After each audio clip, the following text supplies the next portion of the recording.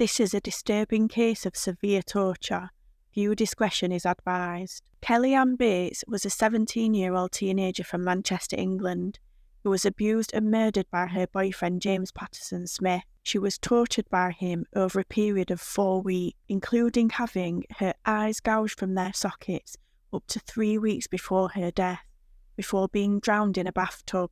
The murder inquiry was headed by Detective Sergeant Joseph Monaghan of Greater Manchester Police, who said, "I have been in the police force for 15 years and have never seen a case as horrific as this." William Lawler, the pathologist who examined Bates's body, described her injuries as the worst he had seen on a murder victim.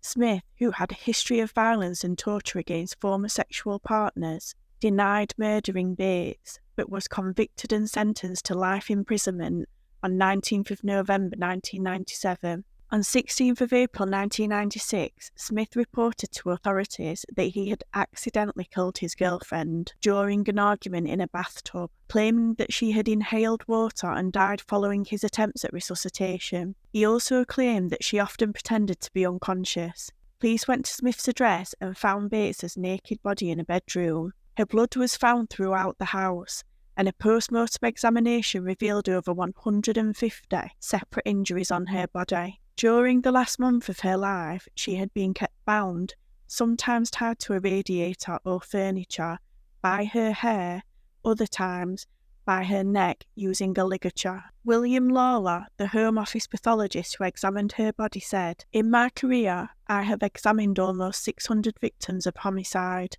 but I have never come across injuries so extensive." The following injuries were found on Bates's body: scalding to her buttocks and left leg, burns on her thigh caused by application of a hot iron, a fractured arm, multiple stab wounds caused by knives, forks and scissors, stab wounds inside her mouth, crush injuries to both hands, mutilation of her ears, nose, eyebrows, mouth, lips and genitalia, wounds caused by a spade and pruning shears, both eyes gouged out, later stab wounds to the empty eye socket, partial scalping. The pathologist determined that her eyes had been removed not less than 5 days and not more than 3 weeks before her death.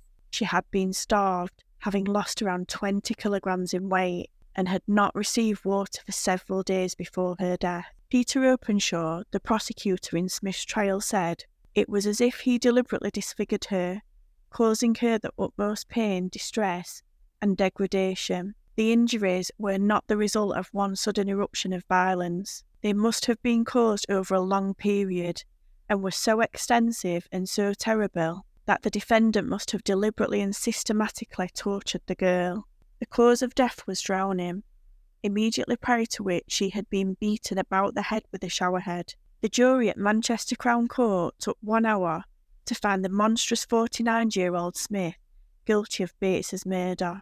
Sentencing him to life imprisonment, the judge, Mr. Justice Sachs, recommended that Smith serve a minimum term of 20 years. The jury were offered professional counselling to help them deal with the distress of seeing the photographs of Bates's injuries and the sickening violence of the case. All members of the jury accepted this offer.